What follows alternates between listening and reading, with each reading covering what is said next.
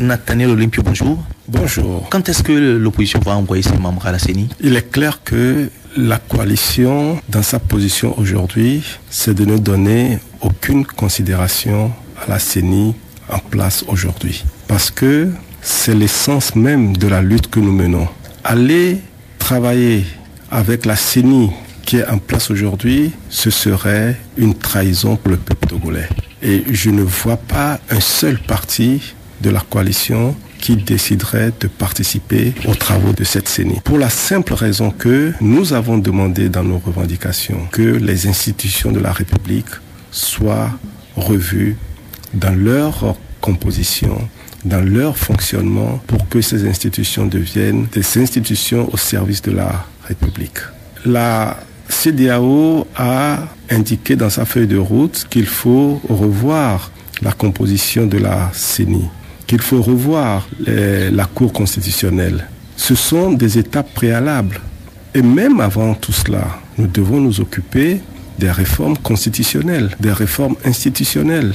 On ne peut même pas commencer à parler d'élections si on ne refait pas entièrement le fichier électoral. Ce sont des étapes préalables. Tout cela, si on ne le met pas en place, il n'y a aucune raison d'aller à une élection avec ce régime. Les gesticulations de la CENI montrent bien la fébrilité de ce régime qui veut faire un passage en force. Mais je peux vous assurer qu'ils peuvent faire ce qu'ils veulent tout seuls, mais ils n'auront pas la participation de la coalition à ces mascarades. Parce que il y a une crise ouverte et nous savons que les périodes électorales au Togo sont toujours des périodes très sensibles.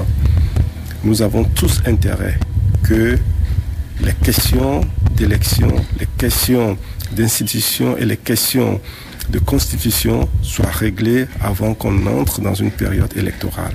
Est-ce que vous semblez dire que la CENI est dans une agitation stérile?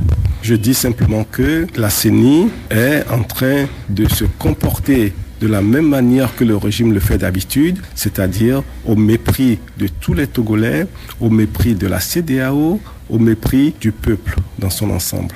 Et cette façon de se comporter ne fait que accroître les frustrations des Togolais. Cela ne fait que renforcer le mécontentement des Togolais. Et c'est tenter le diable que d'insister dans cette voie. Il est préférable que les autorités togolaises reviennent à la raison et comprennent que nous devons tous travailler la main dans la main. Nous devons tous construire ce pays et la construction de ce pays, ça passe par la réconciliation. La réconciliation, c'est travailler ensemble. La réconciliation, c'est de s'écouter.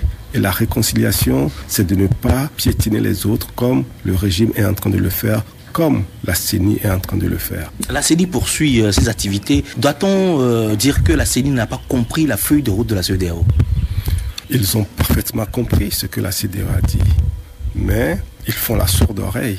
Ils veulent toujours le passage en force, au mépris de tous les efforts que l'opposition et le peuple togolais ont consentis.